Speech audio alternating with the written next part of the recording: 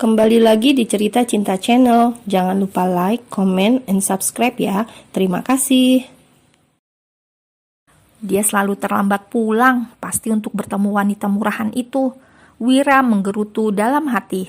Baiklah, di mana ibu, Bi? Nyonya sudah tidur. Wira masih terlihat meredam emosi yang seakan membakar jiwanya. Laki-laki itu tak habis pikir, ayahnya sampai membawa Via ke rumah. Bibi, mulai sekarang aku tidak mau wanita itu datang ke rumah ini lagi, apapun alasannya. Ucapan Wira pun disambut raut wajah penuh tanya oleh Bibi Arum. Wanita paruh baya itu masih tak mengerti mengapa Wira tidak ingin Via merawat ibunya. Mencoba memberanikan diri, Bibi Arum mengusap bahu Wira sembari menatapnya dalam-dalam. Memangnya kenapa dengan Via, Den? Dia merawat Nyonya dengan baik. Sekarang Nyonya mengalami banyak kemajuan sejak dirawat Via. Bibi Arum mencoba menjelaskan pada Wira tentang keberadaan Via di rumah itu. Pokoknya aku tidak mau dia ke rumah ini lagi, Bibi, walaupun alasannya untuk merawat ibu. Tapi Tuan yang minta Via kemari untuk merawat Nyonya. Itu semua hanya sebuah alasan karena sebenarnya ayah mau. Wira menggantung ucapannya, memejamkan mata kasar sambil menghela nafas. Hampir saja ia mengatakan apa yang tidak ingin orang lain ketahui tentang kemungkinan perselingkuhan sang ayah dan seorang wanita malam. Sudahlah Bibi, aku mau melihat ibu dulu. Jangan katakan pada ayah kalau aku bertemu wanita itu di rumah ini. Kalau ayah tanya, bilang saja tidak tahu. Baik, Den. Setelah itu Wira meninggalkan Bibi Arum menuju kamar sang ibu. Sesampainya di kamar, Wira duduk di bibir tempat tidur, menatap wajah sang ibu yang hampir sebulan tidak pernah ditemuinya. Kasihan ibu sakit dan kelakuan ayah seperti ini, batin Wira. Vira baru saja tiba di panti ketika terdengar suara kepanikan yang berasal dari arah sebuah kamar. Wanita muda itu mempercepat langkahnya dengan pikiran kalut. Sudah menduga sesuatu terjadi pada putri kecilnya. Di dalam sana terlihat Bu Retno sedang menangis sambil menggenggam tangan si kecil Lila. Seketika sendi-sendi Via kembali terasa lemas. Air matanya lolos begitu saja melihat tubuh Lila mengalami kejang. Ia berjalan mendekat dan duduk di bibir tempat tidur itu. Bu, Lila kenapa? Tanya Via dengan panik. Lila kejang-kejang, Via. Tadi ibu sudah kasih obat penurun panas, tapi demamnya naik lagi. Via mengusap pucuk kepala gadis kecil itu. Wajahnya bahkan telah pucat pasi, dan saat kejang mulai terhenti. Tanpa banyak berpikir lagi, Via meraih tubuh Lila dan menggendongnya. Ayo Bu, kita bawa Lila ke rumah sakit. Dengan segera mereka membawa Lila ke rumah sakit dengan menumpang taksi. Sepanjang jalan Via terus menangis, mencoba menyadarkan gadis kecilnya itu. Rasanya wanita itu tidak akan sanggup jika harus kehilangan sosok Lila yang selama ini menjadi penyemangat hidupnya. Setibanya di rumah sakit, Bu Retno menunggu di depan ruang IGD. Sementara Via mengurus administrasi rumah sakit. Wanita itu pun terlihat bingung memikirkan biaya rumah sakit Lila. Uang yang diberikan Tuan Gunawan sudah habis untuk berobat Lila yang belakangan ini kondisinya semakin menurun. Dan kini Via tidak punya simpanan lagi. Sementara Wira sudah memberinya ancaman untuk tidak ke rumah itu lagi. Sambil menunggu antrian, wanita itu duduk di sebuah kursi panjang. Kedua bola mata coklatnya kembali dipenuhi cairan bening. Pasrah adalah satu-satunya yang ia rasakan sekarang. Tak ada lagi tempatnya mengadu selain kepada Sang Maha Pencipta. Aku harus bagaimana sekarang? Dari mana aku akan mendapatkan uang untuk biaya rumah sakit Lila? Via mengusap setitik air matanya yang jatuh. Manakala panggilan nama Lila terdengar melalui sebuah pengeras suara. Dengan segera wanita itu mendekat pada seorang petugas dan memberikan sebuah map. Tak pernah dibayangkan Via sebelumnya jika hidupnya akan penuh perjuangan seperti sekarang. Melihat kondisi Lila yang semakin memburuk membuatnya tidak dapat berpikir dengan baik.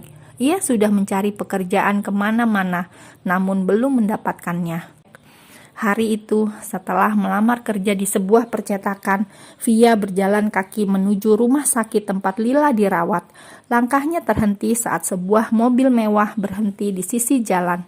Seorang pria paruh baya keluar dari mobil dengan senyum teduh. "Tuan," Via menghentikan langkahnya ketika menyadari siapa yang berdiri di hadapannya.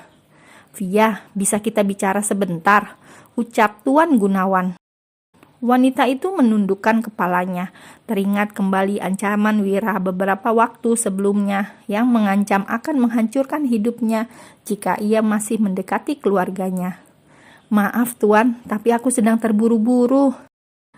"Via, istriku beberapa kali mencarimu. Dia tidak mau makan kalau bukan kau yang menyuapinya." "Tapi aku benar-benar tidak bisa merawat nyonya lagi, Tuan. Maaf." Tanpa mereka sadari, di seberang jalan sana, seseorang sedang mengawasi dari jarak aman. Pria berkacamata hitam itu mengambil gambar Via bersama Tuan Gunawan dan mengirimkannya pada seseorang. Wira mengepalkan satu tangannya dengan rahang yang menggeram. Sorot matanya yang tajam menatap layar ponsel dengan penuh kemarahan. Seorang pria yang merupakan orang suruhannya baru saja mengirim sebuah gambar yang jelas memperlihatkan pertemuan sang ayah dengan seorang wanita. Rasanya Wira benar-benar ingin menghancurkan wanita yang diketahui bernama Via itu. "Ada apa Wira? Kenapa wajahmu sepertinya sangat kesal?" Terdengar suara Ivan yang baru saja masuk ke dalam ruangan itu. "Tidak apa-apa, Van. Aku hanya sedang memikirkan sesuatu." Wira mematikan ponselnya, lalu meletakkan kembali ke atas meja. "Memikirkan Sera lagi? Sudahlah Wira, lupakan Sera. Mulailah hidupmu yang baru." "Sok tahu, aku tidak sedang memikirkan wanita jahat itu. Aku tidak peduli tentangnya." Wira mengusap wajah kasarnya. Pikirannya yang sangat kalut mengingat foto yang baru saja dikirim orang suruhannya. "Oh iya Van, sore ini aku harus pulang lebih awal. Aku ada urusan." "Urusan apa?" tanya Ivan. "Kau akan tahu nanti, aku belum bisa memberitahumu." "Baiklah, lanjutkan pekerjaanmu." Ivan menepuk bahu sahabatnya itu, kemudian beranjak keluar dari ruangan itu. Sementara Wira kembali menghubungi seseorang dengan ponselnya. "Selidiki alamat wanita itu," ucap Wira pada seseorang yang baru saja dihubunginya. Sore hari di sebuah kafe, terjadi pertemuan antara Wira dan seorang teman sekaligus orang suruhannya. Namanya Alfiana Andini, usianya 23 tahun, tinggal di panti asuhan Kasih Bunda.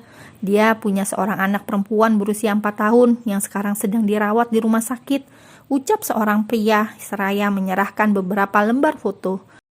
Wira menatap dengan geram satu persatu foto yang diberikan temannya itu. Salah satunya foto di mana Via duduk bersama ayahnya di sebuah restoran. "Hanya info ini saja?" tanya Wira pada pria di depannya. "Dia punya seorang anak, seharusnya dia punya suami kan?" "Dia belum menikah," jawab pria itu.